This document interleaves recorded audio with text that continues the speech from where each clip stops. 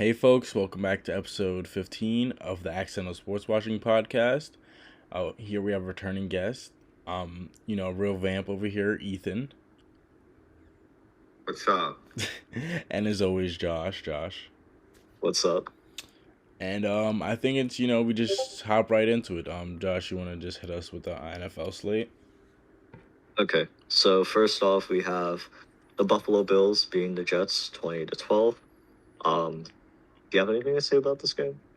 I mean, we talked about it a little bit before. Mike White didn't have his best performance, but it's still hilarious how much better he is than either of any of other quarterbacks on the roster. While having no rib, Joe like Flacco. his ribs sound like a fucking Pringles like a Pringles can, like just all fucking crushed up. But I can't wait to see next week's game of the Jets, where it's like Zach Wilson throws to Garrett Wilson like 12 times, and Garrett Wilson only gets like 2 receptions. Yeah, Because Zach Wilson can't throw for shit. It was pretty funny waking up and just seeing like all the Jets fans go live their personal hell of seeing Zach Wilson play again. He's so bad. The fact that he was the number 2 pick as well, just like that was genuinely racist. I stand by the fact that was genuinely racist. It's like people saw Joe Burrow like have like that insane historic season, just like that one insane historic season, thought like Zach Wilson could be the same thing. Which I mean, it's only one season, so it's like and like with Zach Wilson, there was a lot of concerns about like the level of competition he played and stuff like that. And I think looking back at it, like if they landed like Justin Fields, that like we'd be looking at a much different situation where or Trey Lance. Be looking at. I mean, we don't know about Trey Lance at the moment, but I feel if they landed, because in comparison to Zach Wilson, Trey Lance is still much more undecided. But that's the thing, we know Zach Wilson is ass. We don't know about Trey Lance. Yeah. Okay, so next up, we have the Bengals beating the Browns 23-10, and this is Joe Burrow's first win, I'm pretty sure, against the Browns in his career. Yeah, so it is. It's pretty impressive. Deshaun Watson has forgot how to throw a football. Yeah, I mean, I was discussing it a little more before we started. Like his eternal clock, he spent way too much time being a fucking creep and touching women. He's barely played football, so his internal clock is really fucked up. So, like now, not to mention, like, I can't imagine going from being at like your best form of your career and then just not playing football for like 1 and 3 quarters of the season. Like, that's kind of crazy. Yeah, I mean, he should be in fucking jail playing fucking the longest yard, but. I mean, shout out to Joe Shiesty and Joe Burrow. Would he even, with the way he's been playing these last 2 weeks, would he even make the jail football team? Let's calm down. It's an NFL player.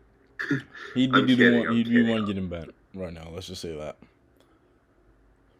Okay, so next up, we have the Dallas Cowboys beating the Texans. And it felt like the Cowboys were going to lose that game. The Cowboys, they just started to actually move me, and then they do this shit. Like watching that game was like hella concerning because like Dak Prescott he had some really bad interceptions. Like the Cowboys, this is the problem with the Cowboys, man. And I saw a tweet that pissed me off the other day, how people are always comparing quarterbacks to Dak, like throughout the years. But then half the time, all the quarterbacks were better than Dak that season. So I think it's just because like Dak is A, on the Cowboys, and B, just like he's always on the cusp of being in the top tier, but he's never gonna break. I don't know if he'll ever break into it. Is it like kind of weird to call him a choker? I mean, he's had some weird moments, but I don't know about choker. It's just he hasn't played to that level to be in that upper echelon of quarterback. He's still really good. Yeah. Any NFL franchise would be lucky to have him. But he's not that guy who's able to, he always needs someone, a Zeke, an elite offensive line, a Pollard, all these receiving weapons to really elevate him and make him look like a top 5 quarterback. Yeah. But in reality, the cracks start to show. Insane that the Cowboys have that much talent and they haven't done shit.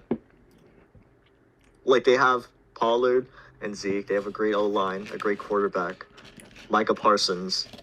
Like they have like a really T.Y. really good Hilton. unit, and they still haven't done shit.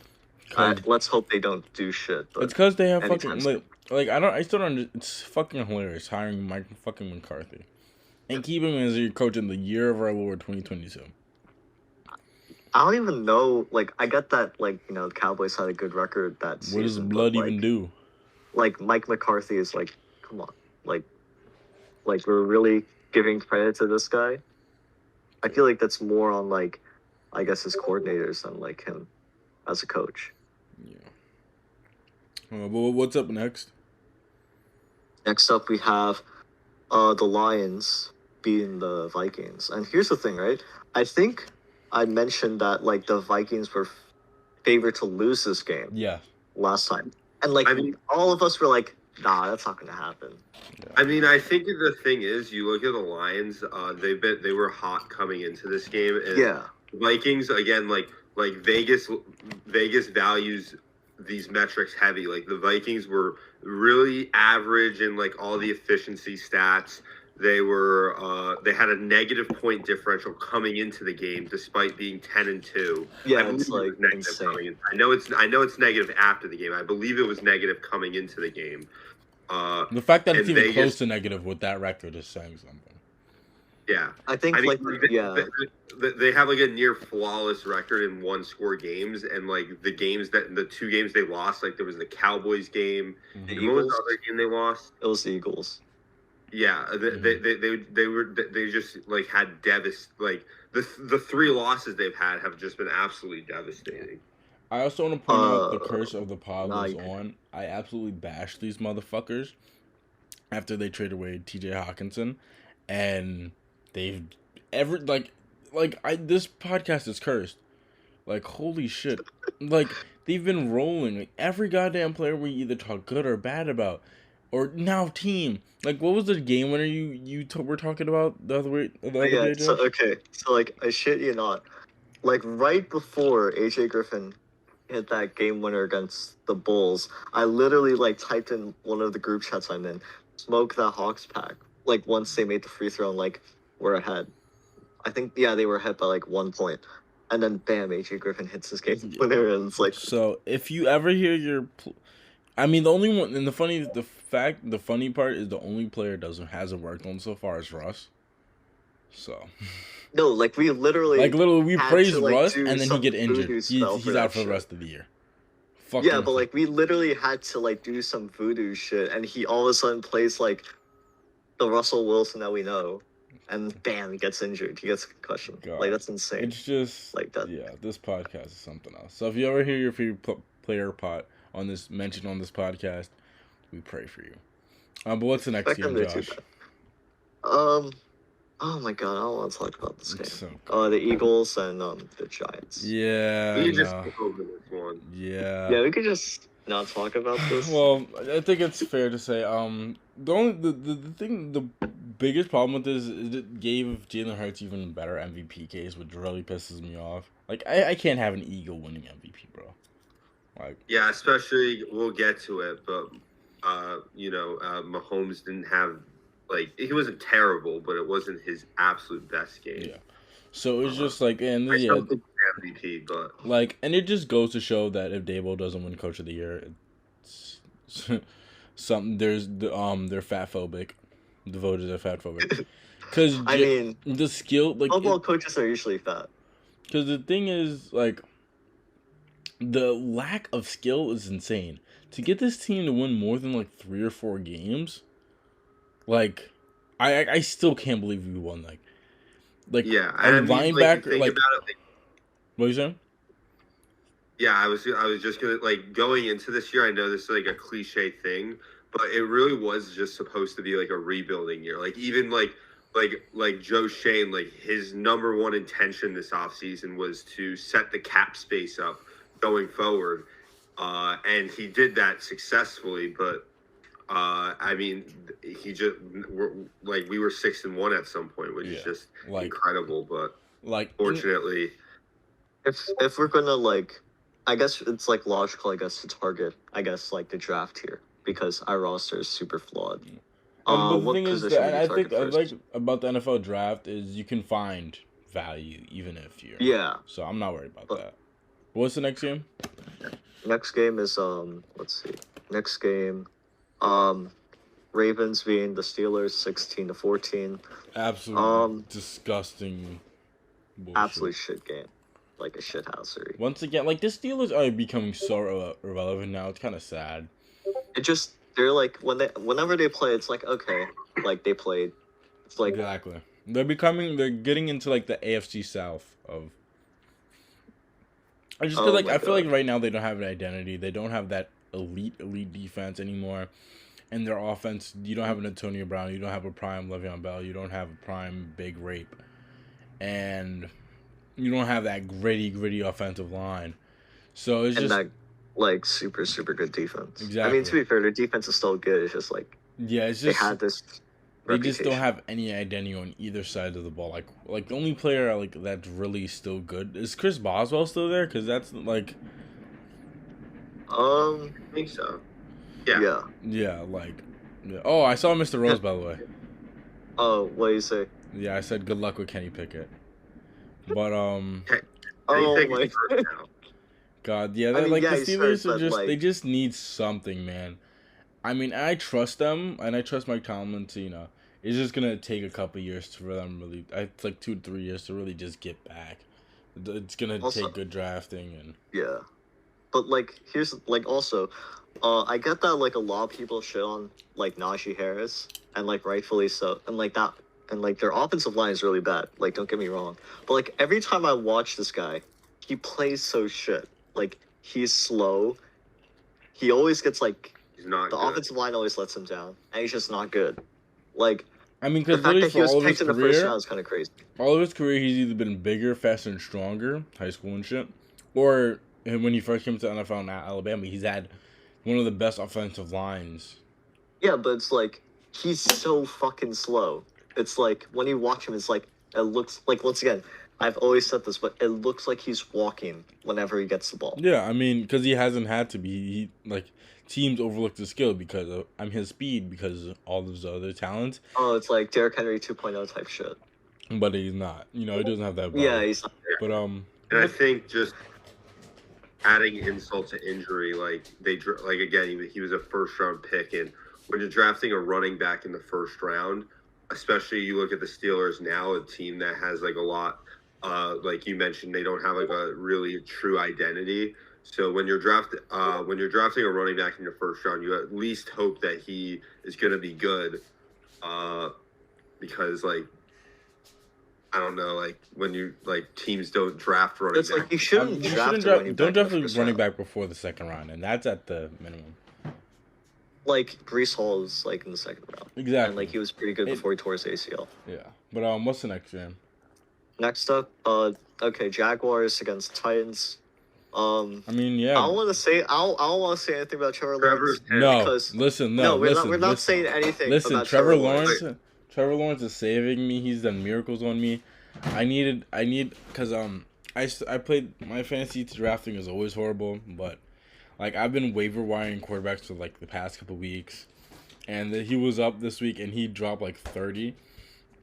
Him and my. He was great this game. Yeah, he dropped 33, and he's great recently. He saved me so hard, and it was funny because early in the week I had a 21% chance to win, and then I won by 4 to keep my playoff hopes alive.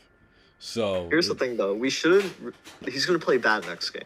No, I can't have that. He has to start again this week too because I have. Dude, we're literally praising this guy, and every time we praise this guy, he plays ass next game. But the Jags are, I think they're 3-1 as home underdogs. So fair enough. Okay.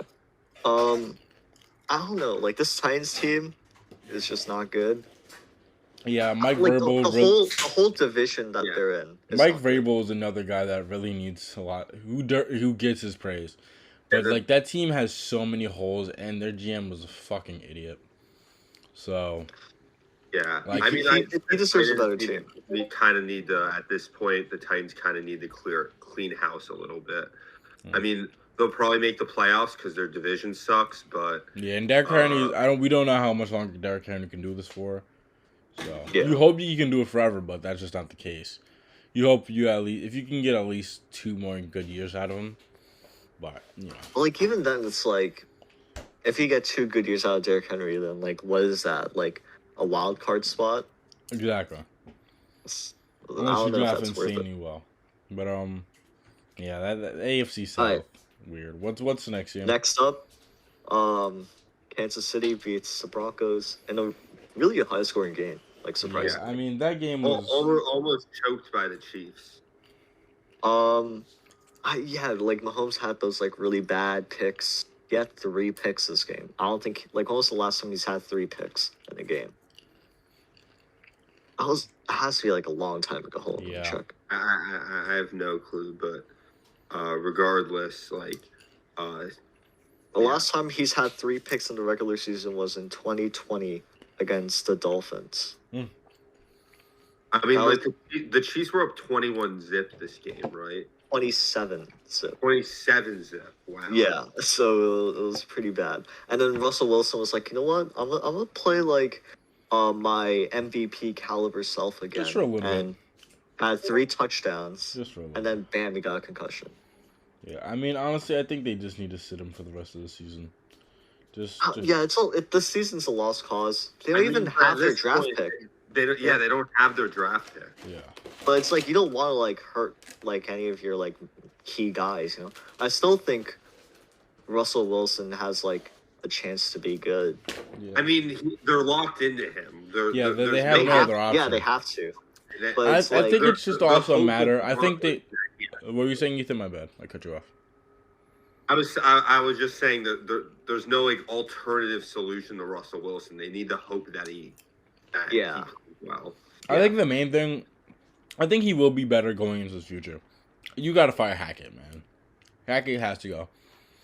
Yeah, I mean, I think like, he will. But like, you just have to like, and I feel like Russ is just gonna get a little better with time once he gets a coach to mesh with, and he's really, because the expectations. I'm also like not entirely sure at the same time because it's like the NFL's seeing like a massive rise in like 2 high safety kind of coverages.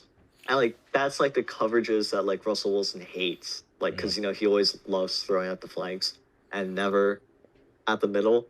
And, like, those kind of things and, like, make you throw out the middle is like, nah, I'm not going to do it. But I think that's like we were saying earlier in the season, like, we feel like Russ is good enough to adapt, and hopefully he can.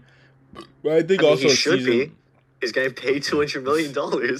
But I think also getting a season just not as high expectations and seeing more as a redemption tour will help him a lot, because I feel like also this year it's just been a lot for him, especially with the stuff with all his old teammates and stuff. So I feel like going into next year, they're just like dogging on it. Yeah, I feel like next year, lower expectations, less pressure. I think he'll be able to bounce back. Hopefully, let's fingers crossed. But what's the next game? Next up, speaking of Seahawks. Seahawks lose to Panthers. Yeah, I don't know how, but these Seahawks I didn't watch. This is like the only time where it's like, well, I probably should have brought Miles in here. Yeah, but like, or you could just like scroll through his tweets and see what like he said. Yeah, but the Seahawks are keeping us in the playoffs. I don't know how. They should have won. Like, I think there's like every game they've lost, you would have thought they won. Yeah, like they should have won. And every game they've won is just like, how the fuck did they win? And like Geno Smith didn't play that great. And he had 3 touchdowns, but he also had 2 picks. I guess teams are like, I don't want to say figuring out, but like I guess trying to like are able to like slow them down a lot more. And also just like the run game was like non-existent. Yeah. The Seahawks. Like they had fucking Travis Homer as their RB1 this game. And I picked up their other running back. I don't even remember his fucking name. Yeah, it was bad. But yeah, and the Panthers. Hey, the Panthers. Second in the NFC South. They're very much in contention for the goddamn NFC for the They're only one game behind Tampa. They're 5-8, and this is and especially just considering all the dysfunction around them. Yeah, this is like the NFC East a couple years ago. Oh my god! Because that 2020 NFC East is like the worst division of all time. That has to be. Yeah, but that's something, and they play Pittsburgh this week, so the Panthers. Man. I remember being being sold Joe Judge propaganda because we almost made the playoffs Joe at 6 Judge. and Joe 10. Judge Bro, is. please. We do not Please mention don't. that name. We don't talk about him, okay? But what's next Fair up, enough. Josh? That's my bad. He was so Take it bad. out Oh my god. in the editing process. Yeah. It's like censor his name. Like no, this is just getting taken out, or maybe not. I'll decide. But. Alright, next up, the Buccaneers get blown the fuck out by Mr. Irrelevant quarterback. Yeah, I mean Purdy is Brock Himothy. Like, bro, he had that like swim move that like reminded me of like prime Brett Favre. Like that shit was insane. Yeah, I mean he's him. Like honestly, it's fucking hilarious how like, first of all, is he another Jim? Like they have like 3 decent or like serviceable quarterbacks, and so like let's say they make. I'll give you guys a hypothetical. They make the NFC Championship game. Purdy plays well. It doesn't like the world on fire, but he still plays well, and does enough to at least get them to the championship game. So now you have 3 quarterbacks next year. You have Purdy, who took over. I mean, Jimmy G's a free agent. Yeah, Jimmy G's a free agent. But because this is kind of like what they had back in remember when the New England Patriots? Funny enough, with Jimmy G as well. Who was it? It was Jimmy G, Tom Brady, and who else was it? Jacoby Brissett. Jacoby Brissett. When he was still young, and Jacoby's decent now, anyway. So, but so you kind of have that situation again, where Jimmy G is now like kind of more like the Tom Brady guy. He brought you to a Super Bowl already. So, what do you do? What do you do with Trey Lance? Like you, I mean, that's like complicated though, because like you spend so much for that guy, but you now have this guy you know is probably gonna be pretty good, so you can keep just building around him. But Trey Lance, I just want to like see what happens, like by the end of the season, and in the playoffs. There's still time for things to happen. I think I saw one guy on Twitter compare it to like if let's say the 49ers win the Super Bowl this year, which like isn't an out of body like possibility. I saw someone compare it to like when the Eagles won the Super Bowl without Carson Wentz, but I don't like that comparison because Carson Wentz was just coming off a near MVP season. He didn't tear his and Foles was still insane too. Like they just went from insane to insane, you know. So. Yeah, but I mean I don't think if the 49ers end up winning the Super Bowl, you have to stick with Brock Purdy as QB. I think there's a very good shot that if he takes you to the Super Bowl, I think if he that's like Tom Brady 2.0. Yeah, like quite literally. Yeah, I think if he could just get you to the Super Bowl. I think that. It depends on how the 49ers, because again, they do have Trey Lance on a rookie contract that they presumably are still very high on. So they probably want to see what they have in him. But then, maybe there's a scenario that we go into next year and both Brock Purdy and Trey Lance are on the 49ers roster. There could be. I do feel bad for Trey Lance because this was going to be the year.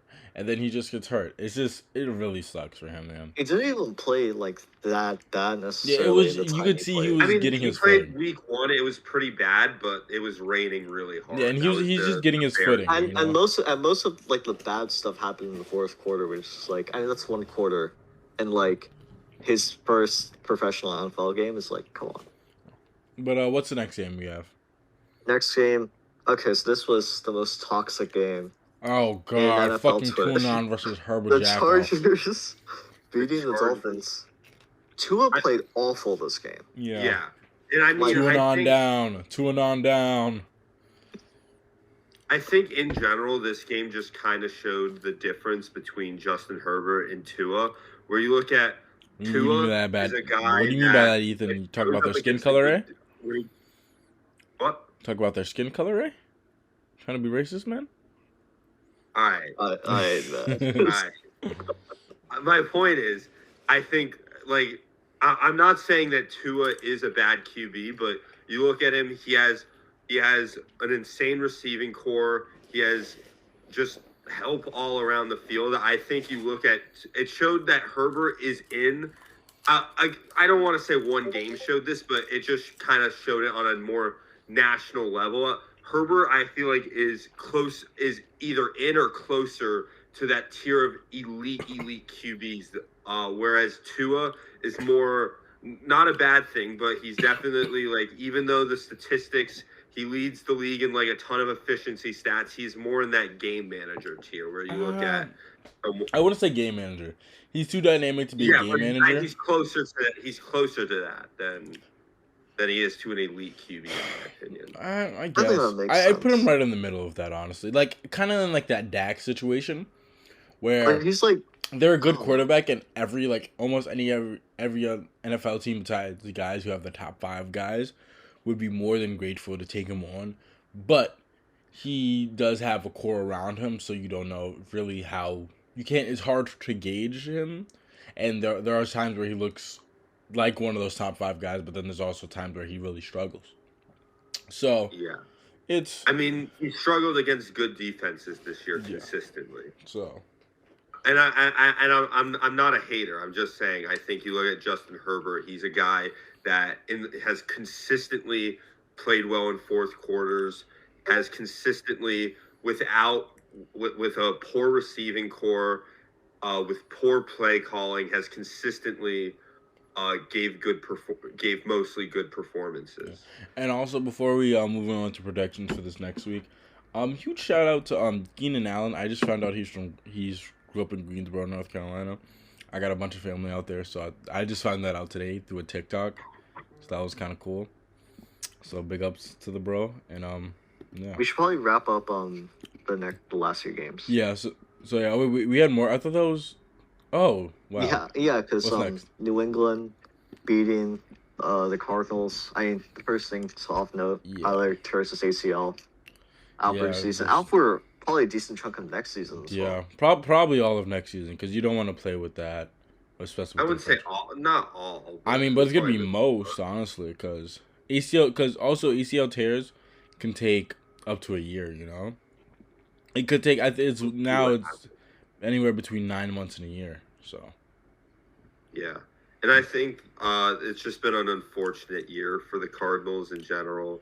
And also Steve. Well, something good did happen. Well, for the Cardinals organization, not for him as a person, but Steve Keim went on personal leave or something like that. So. Yeah. Prayers to him, but he's a fucking idiot. You said it, not me. Just please. Like, it's hilarious. Like, fire Cliff Kingsbury.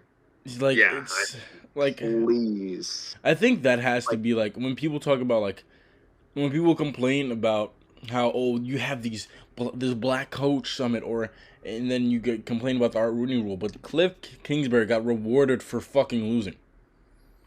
No, like quite literally. Like, if that is not the biggest thing. He had a losing record in college, but because he developed Patrick Mahomes, he gets a job in the NFL. And by the way, Patrick Mahomes was not a world beater in all. College, and yet he luckily was coached by fucking Andy Reid, one of the greatest offensive minds of all time.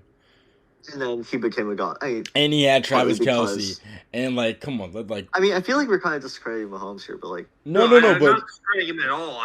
Because we're not discrediting him. Kingsbury saying that Patrick Mahomes wasn't even that good in college under Cliff Kingsbury's tutelage. Like, he was a good air raid quarterback. He got fired as a college coach. Like, Jesus Christ. And then people complaining about, and that has to be the biggest form of systemic racism we see in sports, or at least one of the most obvious ones, because you guys, basically the entire, I fucking jacked off McVay, give me a fucking head coaching job. Like that. Hackett, who wasn't even that good in fucking Green Bay. But then you have people complaining about, oh wow, one black coach got a job. Time to ride. Mike Tomlin has led us to a winning season almost every fucking year, every season, where he hasn't had a losing season. Fire him. We're having a bad season. Yeah, the Mike Tomlin fire stuff. That was so aggravating. As a black man, it's like, this is the one black guy I was able to look up to as a kid. Like, hey, I see myself. That's cool. And he's winning. and then just see him, and it wasn't. And then, like, the team eventually isn't as good anymore, and the first instinct was just to blame him. And the thing was, a lot of it was Steelers fans as well. Oh yeah, fucking Western PA racist. I mean, yeah, but Steelers fans, what are we like expecting? Yeah, I mean, but Jesus Christ. But yeah, so that pretty much wraps it up for for the last week. Oh, well, we didn't really talk about the Patriots. I mean, they balled out. Like, congratulations. Yeah. Right into predictions. You guys ready? Yep. Sure. Let's talk about Seattle San Fran first, obviously. Okay, so that game was something. Yeah. Once again, we need Miles here to talk about this. Yeah, we have to get him on before the season ends.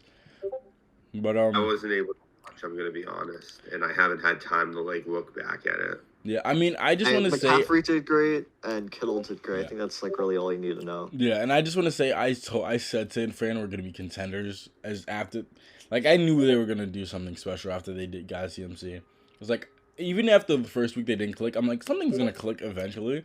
The defense is too good, that offense is too good, and they're gonna just get going. Yeah. Sorry, I didn't mean to. No. I mean, I was just gonna say they're honestly since then, no matter the quarterback, they were my pick to come out the NFC at that point over the Eagles. Yeah. I mean, I think you can pretty much, not to discredit what Purdy's doing. It's very impressive, and he's been a ton of fun to watch. But I think you can plug in pretty much. You can plug in me. You can plug in you. No, my knees are actually tough. Never watching this, and I feel like they could still put up points. Yeah, like it's like the Giants when they won in '89, or I forgot what year that was. But like Phil Simms was okay, but that defense, Jesus Christ, because Simms got injured, but that defense just carried them to stop one of the greatest offenses of all time in the Super Bowl. So yeah. All right, but moving on to the predictions.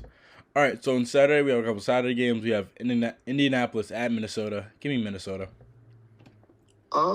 Sure. Yeah, I'll probably go Minnesota. Yeah, I mean, the Colts are too dysfunctional to pick them, but, I mean, I know it's trendy to hate the Vikings, but I've said it for a while. I do think the Vikings are frauds. And you can go see this game for as low as $6. Baltimore at Cleveland.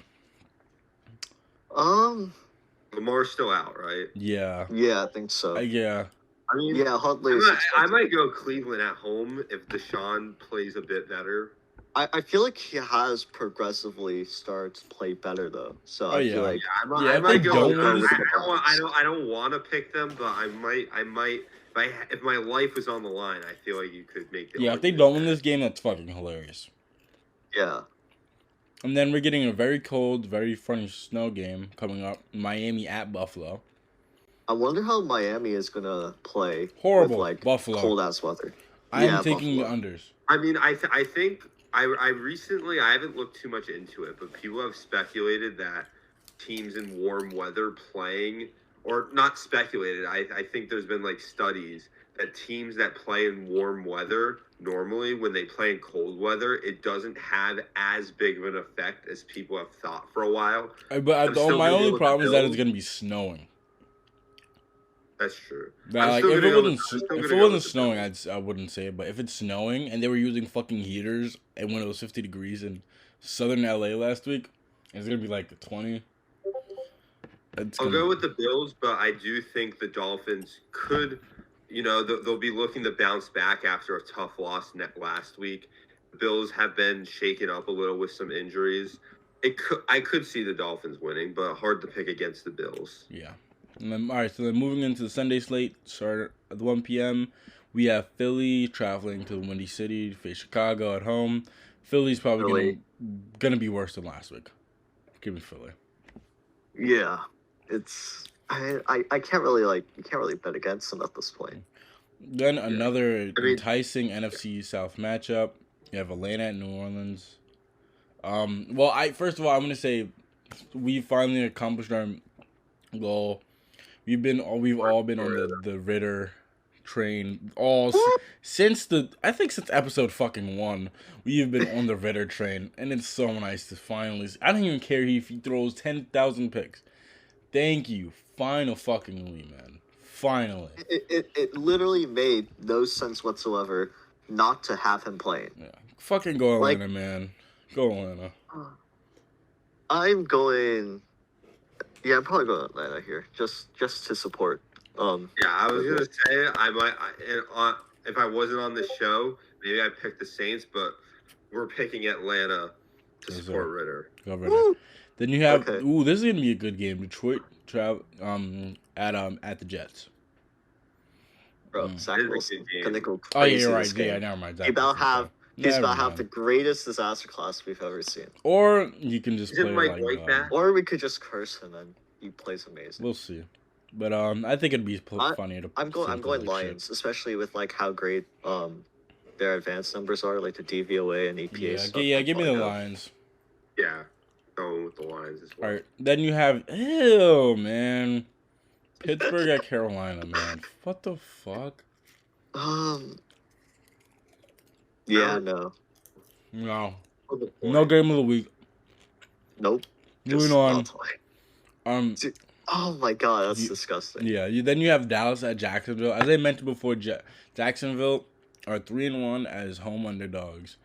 T-Law, I need you against this man. Let's nut the fuck up. Fuck over Dallas D. Let's go Jags, baby. I am going to Cowboys. So Thank you. Yeah, Thank you. Gotta go Thank you, Josh. Next up, you have Kansas City versus Houston. I need Mahomes to have like a 5 TD game, man. I can't have an Eagle winning MVP. At this point with that defense, you probably will. Yeah, I was gonna say this might be a legendary beatdown. Let's hope it's a legendary beatdown because that'll be fun to watch. Of course. Then moving on. Arizona at Denver. Bro, look at the quarterbacks there. Oh no, I refuse. First of all, let's respect Brett Ripon. Oh, he's still in the league? Oh my god. Yes. I mean, Colt McCoy is still that dude. Shout out Colt McCoy. Real ones remember the Colt McCoy Alfred Morris game. But oh my god. Give me Arizona, I guess. Yeah, because Colt McCoy is at least half decent. So. I'll go with Arizona. Yeah, I'd probably go Arizona. Then you have New England traveling to Las Vegas to give a good old hand job to their friend Josh McDaniels. I'm gonna go to New England here. I feel like Mac Jones is gonna be like, fuck Matt Patricia. I'm gonna just call my own plays and something good happens. This is the Raiders aren't playing for anything at this point. Yeah, and this is gonna be Mac Jones' revenge game times 2 on Matt Patricia and Josh McDaniels. Oh, that's gonna go insane. Yeah. Then you have Tennessee traveling to LA to face the Chargers. Give me the Chargers. Yeah, I'm probably going to Chargers here. But it's like, I don't know, that Chargers team is so volatile. Yeah, I mean... Yeah, but, the Titans are just kind of seemingly falling apart. And maybe this is a trap game, but, yeah. Well, then moving on, then you have Cincinnati traveling to Tampa. Joe Burrow's going to get another beatdown. Brady's going to get another beatdown courtesy of another one of his proteges, I guess, or people who looked up to him. Joey B is gonna lay down the pipe, put up 40 on them. Jamar Chase and T. Higgins against the defense. Woo! God, we're hoping for a Bengals masterclass. Yeah, we love to see it. Yeah. Next up. Oh, what's next up? Giants Command. Yeah, primetime Sunday Night Football. After a let's go Giants. Yeah, you know what to say. Josh. I'm not picking against. Yeah. We cannot pick the Commanders here. We just can't. This is pretty much for the playoffs. Winner pretty much gets into the playoffs. Yeah, for the most part, unless the Seahawks keep collapsing. The fact that imagine if we both tie again. That would be hilarious, but it's not going to happen because the Giants are winning. And then Giants are winning. Monday Night Football, another disgusting game. The Rams at Green Bay. The two most washed teams. Yes. Like, the decline in quality these two teams have had. Just insane. I mean, I guess give me Green Bay. Okay, but here's the thing, right? at this point, the Packers are not going to make the playoffs. Like, we could all agree with that. So, can we see some Jordan Love action? Like, I hope just, so. Just They for should. I mean, at this point, I really don't see where the Packers go from here without moving on from Rodgers at some point. Yeah. They have to see what they have because they're going to have to make a decision this offseason on whether to pick up his option for the 5th year. Yeah, I know that, like, look, I know that Aaron Rodgers has an insane contract. Like, the fact that he signed a contract that big is so stupid in so many levels from the Packers end. But it's like, They could have got a haul for him. you just gotta move on from him. Like, I'm so, like, I don't want to, like, doubt Aaron Rodgers because, like, I feel like every time we do that, it doesn't work out. Yeah, the but, first like, time we called him, you just have to move on. You just have to move on from him at some point. It's like, what can you do with this team? Like, what can you do with this team? You can't win a ring with this team. Just dish him off to, like, another team that he'll benefit from. You know, like, send him off well. I could see him on imagine him on the 49ers. Oh, God. Hell no. I think that'd be, like, the worst possible move they can make. Like, out of all the possible moves, bringing in Brady or Rodgers would be, like, the worst thing ever. That'd be kind of cool, though, just because, no, like, it wouldn't be. No, but it's like those two guys are, like, 49ers fans growing up. Just, like, imagine the chaos. Yeah, and also there was the whole thing, like, I don't know how much you guys know about this, but he was almost drafted the 49ers first. I feel like if you don't know that, how you have to I feel like that's I just want to make sure. Yeah. But all right, so I think it's time to just hop into some, World Cup is about to close up. It's been like really good World Cup. Yes, it's been one of the best World Cups in a while. The scripts are kind of obvious, but it's still enjoyable. Like, dude, these scripts are like I just want to get another from like a Charlie Kaufman movie. Yeah, I did another round of applause to Morocco. They did get knocked out in the semis, but making it to the semis as an African nation, beating all the nations that you did, big props to them. But Argentina and France. That, that's what we gotta start with. Who are we taking in the final? Sunday, 10 a.m., right before American football starts. Ethan, who are you picking, Ethan? Are you picking Pesci? I am not overly knowledgeable. I've enjoyed watching all the games, but I don't know. I'm going with Argentina to get their revenge on France. Boo. I feel like, in a way, it sort of is destiny for Argentina to win this game, but at the same time, it's like, that French team is so fucking talented. Exactly. Like, Griezmann is... Like, bro, Griezmann is like N'Golo Kanté 2.0. Yeah, bro. Except that he could actually score and play very well offensively. Give me France. Give me France 2-1. Mbappe go at the death. 98th minute in extra time. I feel like logically it would be France. Yeah, like since the script is crazy, it's going to be Argentina. It's crazy. I mean, I'm rooting for France because they're a lot blacker. Casual fan. Wait, here's the thing, right? If it gets proven, let's say hypothetically, that this World Cup was rigged, how would you feel about it? I mean, I don't want to care. I feel like it would be entertaining. It was entertaining to watch, though. Yeah, that's like, I mean, it's like it happens, I guess. Like, I don't want to be like a conspiracy. I wouldn't be surprised if it was. Yeah, like I don't want to be like a conspiracy theorist, but I feel like there's definitely a lot of sporting events we just don't know that were like definitely out of hand. Like they're like refs or like players who didn't play as well for shit. There's definitely some, but just in general. But but then also, how do we feel about a third place match? I feel like, I mean, chances are they're not going to play their starters, both teams. But it feels so weird having like a gold and a silver medal, but never having a bronze medal. It kind of feels weird to me. Like the Champions League does that. And it's like, I don't know, just like kind of. I mean, and I think also someone was saying it was more for the it's more for the players than it is for the fans. Because if you made it all this way, you couldn't make it to the final. But especially for not as much as for Croatia, but a nation like Morocco to be able to get third place, get that bronze medal at the World Cup, I feel like that's huge. Yeah, definitely.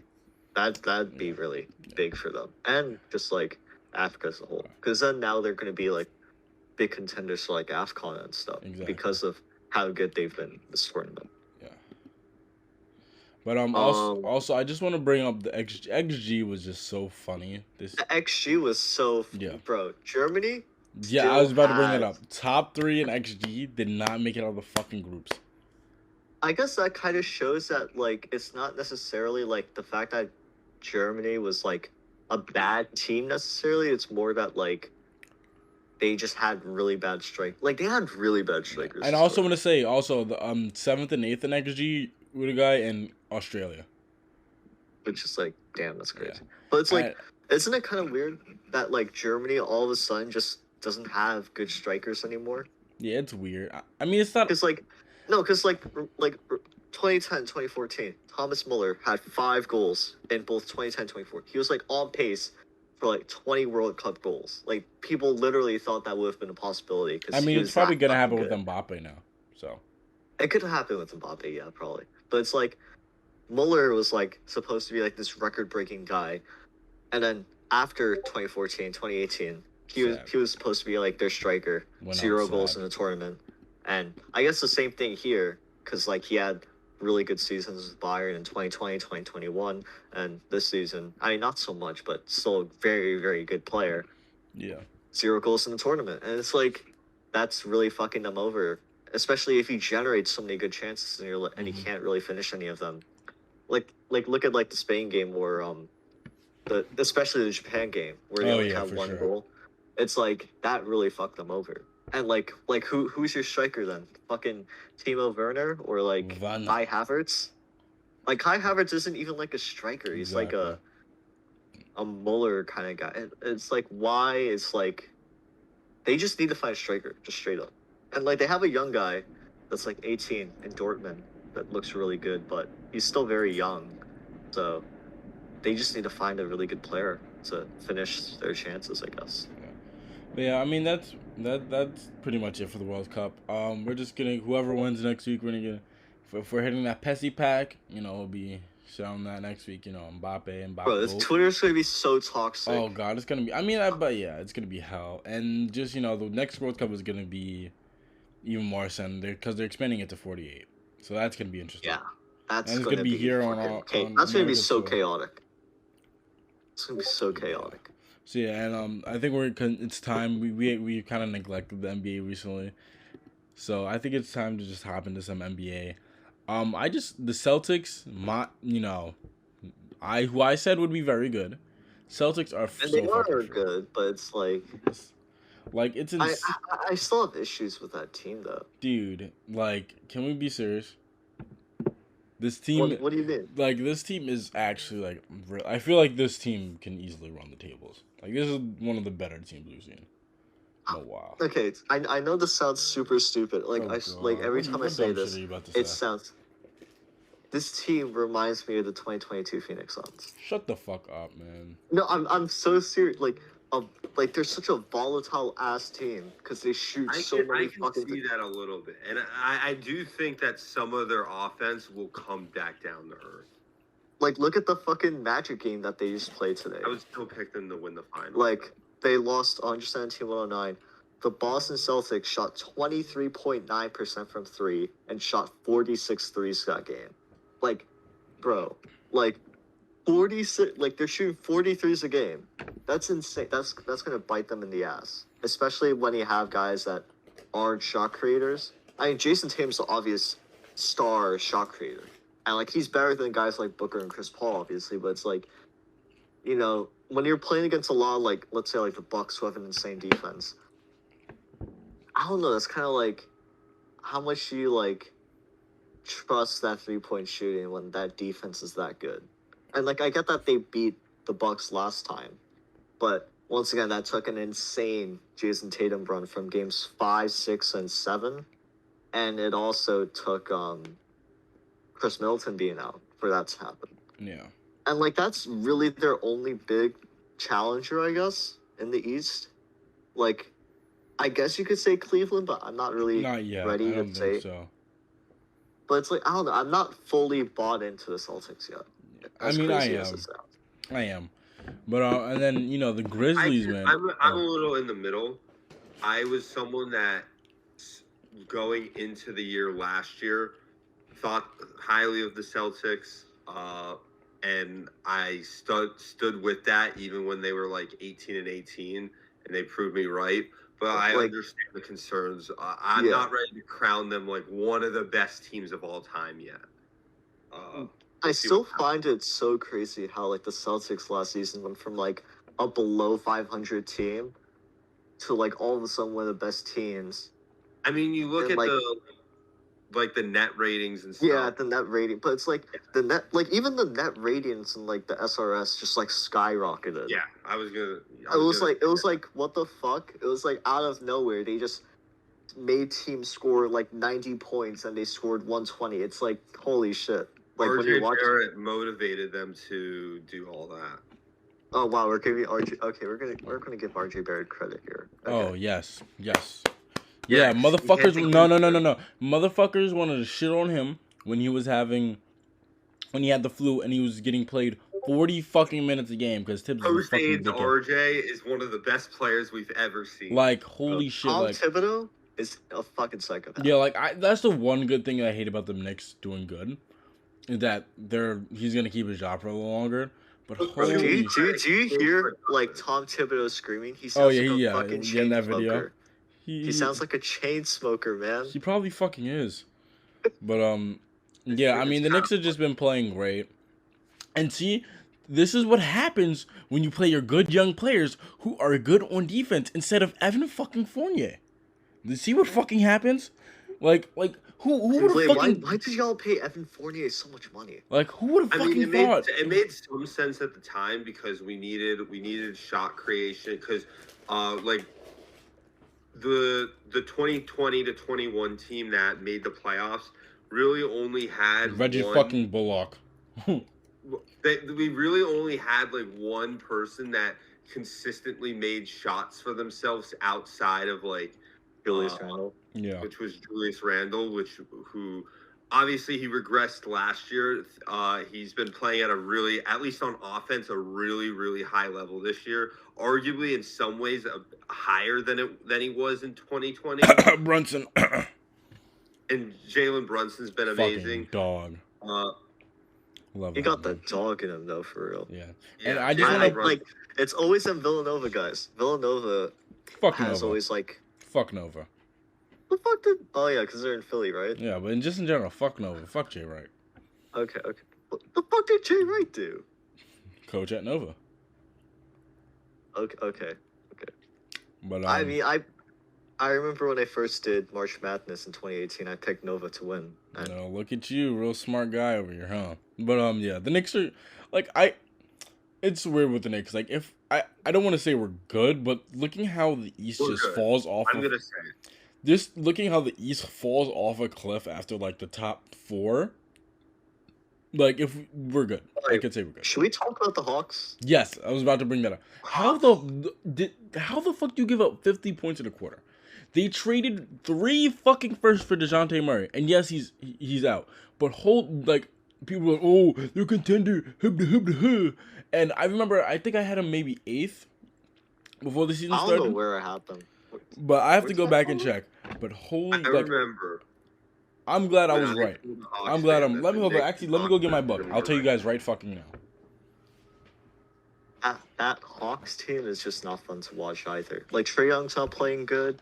DeJounte Murray, like DeJounte and Trae kind of just play this like your turn, my turn thing, kind of like what the Rockets did with Chris Paul and James Harden. And they're not Chris Paul and James Harden, so it's like it doesn't really work like that. And like even then, it's like, you know, like the Rockets used to do so much spread pick and roll, and it's like, I mean, it worked because it's Chris Paul and James Harden. Exactly. But like, there's a massive downgrade between Chris Paul and James Harden and Mike D'Antoni as your coach to DeJounte Murray, Trae Young, and Nate McMillan. Yeah. And Nate McMillan isn't even an offensive coach; he's a defensive guy. Exactly. So it's like, and they're ass on defense with a defensive coach. Like that's, like, it's. I mean, insane. maybe every guys thought maybe Nate McMillan isn't that good of a coach. steaming hot take. Hot take, very hot take, sizzling. Super hot take. But yeah. I mean, looking back, so far my predictions aren't the best, but the ones I do have right so far: Atlanta in 8th, Boston, Milwaukee 1 and 2, and then I have Charlotte 15th, and then I have the Pelicans in 3rd. I think my worst take so far is having the Warriors 1st. I mean, to be fair, no one really expected the Warriors to be like the most weird team the league has ever seen. Yeah. Because it's like they literally play great against great teams and play ass against bad teams. They remind me of mid 2010s Knicks teams who had some talent, weren't talented enough to be consistent. So they'd always either play up or play down to the competition. So I hate that. That's the worst. When you know you have like some talent but you don't have enough to like. It's the worst when your team is like mid or you have the players to be, but you don't have like the kind of like exactly perfect segue into the Mavericks. Letting Jalen Brunson walk was hilarious in itself. And I think it's really showing because they had a great game against the Blazers today. They shot 56% from the field, 42% from 3, but it's like not having another kind of like creator on your team really hurts, especially when like Luka's doing all the work. We don't need Brunson. We have Luka. I mean, to be fair, Luka's doing his shit. But they're not as good. In many regards, you look at what the Mavericks did. In some regard, they basically like money wise and just in general. In some regard, they basically replace. It's a little more expensive the former, but in some regard, they basically replaced Brunson and KP with Dinwiddie and Bertans. Oh, like they had Dinwiddie. That's the thing. They had a 3-guard line. It's like but because like their entire idea was like, oh, when Luka doesn't play, you have 2 guards that though they aren't to the level of Luka, when you have those 2 play together, they would make up for, not having Luka on the court because those 2 together worked so well and they were so damn impactful. I mean, and now that they don't have that anymore, it's like, well, you're seeing how bad they are without Luka. And the thing is, the Mavericks have already. They got super lucky that Dirk really had that run. They already failed to build around Dirk consistently, and they're failing to build around Luka. Luka's 5-year contract just kicked in this year. Do you think by 2025 do you think he could request a trade? Because I don't think it's possible. I don't think it's impossible, but it's like because he's already showing body signs, and it's. I think he's definitely frustrated with the current state of the team, and like rightfully so, because this team isn't that great. And I think, but what are you saying? My bad. I mean, it's like how many teams actually have what it takes to get Luka though? I mean, if he was a Kawhi and just says "fuck you," just, I feel like if they keep throwing I feel like that's different though in a way because it's like Kawhi had a year left in his deal when that happened. You're right. I feel like, but for Luka, it's like okay, what team could possibly, maybe, I don't know. I hate to say this because I am biased, but I feel the Knicks. Oh my god! What the fuck to the Knicks? What the fuck to the Knicks? We have a lot of picks. We have an insane amount of picks. Okay, we're top 5 in the league in picks, and we have one of the youngest rosters in the league. I will have you know. Yeah, okay, so you're gonna give RJ Barrett. It's how Lakers fans always talk about those THT packages and shit like that, or how Yankees fans, Andu Hard and Wade, or whatever the fucking packages. That's us with our picks. I think Fournier and a first could get it done for Luka. Of course, just sell half of MSG to Mark Cuban. If we throw Cam Reddish in, I think that's gone. No, but genuinely, we have a fuck ton of picks. So I mean, I feel like that's the main because you're not gonna get a player of his caliber back. There's no way. But it's just weird. Okay, so one more thing. Do you have anything else to add, or? I mean, in general, the Raptors aren't the Raptors, and I I was also gonna want to talk say about the the Bulls. The Raptors. Bulls sold their fucking soul for a team that's gonna be a perennial first round exit. Just want to say that for real. The same thing with the Raptors. Only the Raptors Yeah, are 3-16, even worse. Yeah, and it's like, I mean, Nick Nurse is an amazing coach, but it's 16. no, And- but like here's the thing, like Nick Nurse is an amazing coach, but it's like their roster is not that good. Yeah. Pascal Siakam's great, but like who else do they have? Fred VanVleet's like hit or miss, and like if Fred VanVleet is like your second best player, like I don't know if that's like really. And saying also, much. I also want to just laugh at the Lakers. Just laugh at them because it's just because they're bad. it's just like hilarious, man. Every fucking year I see Lakers fans meat writing. They're just not good. And also, I just want to say huge. I hate them. They still traumatized me when they ended our 8-0, our undefeated season back in I forgot what year it was, but Melo was still balling. I think this was the year before KP, if I'm not mistaken. I forget. But I remember Friday night Knicks. I was at my dad's house, and the Grizzlies beat us to give us our first loss of the season, and the season was just horrible after that. Like, that memory is seared into my fucking brain, and it just pisses me off. But the Grizzlies, man, they're real. That's an organization right there. That's a fucking organization. Like, having your superstar go down and still being one of the being able to have the personnel to continue what you're doing. What's crazy is that like their personnel is so good that people actually questioned at some point, do the Grizzlies play better without Ja Morant?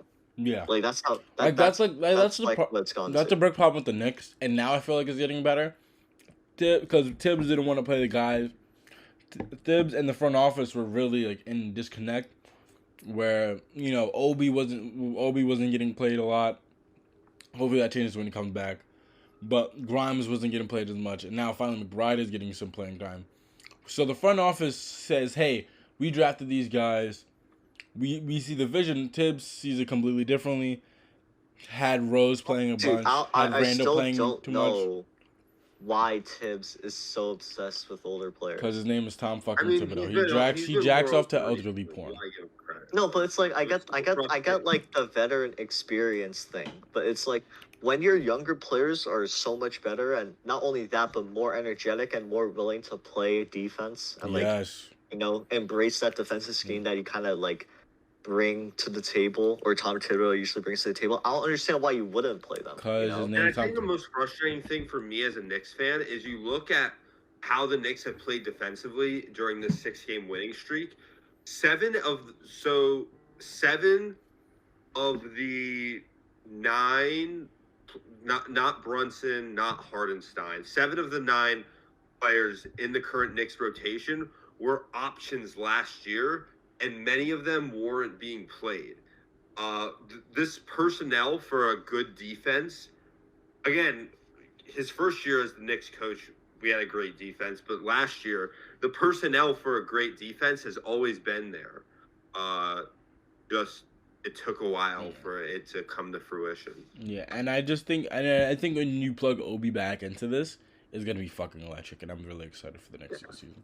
I do hope. I kind of hope. I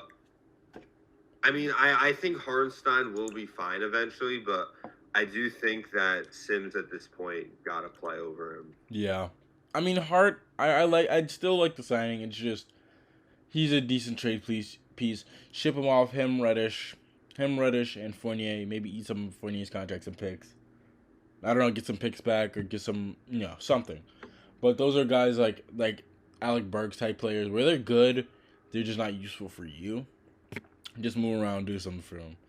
And I'm glad, and the one thing I'm glad about, you can tell these guys are all close with each other. Even when New York point guard number 6 was playing, we were not mentioning his fucking. Don't say his fucking name. I swear to God. I swear to fucking God. We're not even when I you wrote a Daniel Quickly article where I literally said, "He who we do not speak his name." God, man. But that was the worst player I've ever seen play. Like, I'm not even joking. He made me want to self-harm. Like, I'm not even joking. He genuinely made me, like, there was three different times during the season where, like, I remember it was definitely, one of them was definitely game 1 of the Hawks series. But there was 2 other times that season where I was genuinely just sitting in my room thinking about him and genuinely wanting to do something bad to myself. So it's forever. But yeah, like we've always, it's just frustrating. But finally, Tibbs is changing his ways. Hopefully, continues. Thank God. But I was saying, like, at least the guys now, they're close together, so they're like Fournier and Rose. They're like, yeah, we'd want to be playing, but we have respect for these young guys. They're always putting in the work, so they deserve the opportunity. Yeah, I especially Rose. Like he had like a full press conference when he was being taken out of the rotation, where he basically said like, I see McBride. He's a really good player, and I totally respect the decision being made. And that's pretty much going to be it for the NBA. You know, I think we're going to try to cover more often, especially with World Cup ending. And, you know, NFL's... I mean, we're getting to the playoffs. So, you know, by February, it's pretty much not going to be much to talk about for the NFL. But, I meant to really do this last week. But just a huge shout-out, new inductee to our Hall of Fame. I don't want to mispronounce his name. But the South Korean footballer, Cho Gyu-sung, my GOAT, this World Cup, he, first of all, a bunch of females now find him attractive. Like, he's, like, got a bunch of DMs. That's literally unspoken risk. So, I have big props to that. But what I just find really, you know, made me, like, really want to induct him to our Hall of Fame. The amount of hating he like, this motherfucker learned Portuguese just to shit talk Ronaldo. After South Korea took down Portugal. And for that, you know, I'd have to give a big round of applause. You know, fuck Ronaldo, fuck that rapist. So yeah, just I would like everybody to give a round of applause to Cho Gyu-sung, our newest member of the Accidental Sportswashing Hall of Fame. I don't know if you can hear me clapping, but like, yeah, I'm clapping. Yeah, but yeah, and that's pretty much it for episode 15. Shout out to my grandma, probably the biggest supporter of the podcast, gives me notes every week. So that's nice. Maybe send it to your grandma's. Maybe she'll like it too. You know, we could become a grandma podcast. Never know. But yeah, you guys have a great rest of your day after listening to this. If it's late. Shout out to X for airballing that shot. Yes, also shout out to X. And thank you, Ethan, for coming on again. You great guest, and we hope to have you back sometime soon. Thank you. That means a lot. Yeah. And all right, later, guys. If you're listening to us tonight, go the fuck to sleep while you're listening to us. Peace.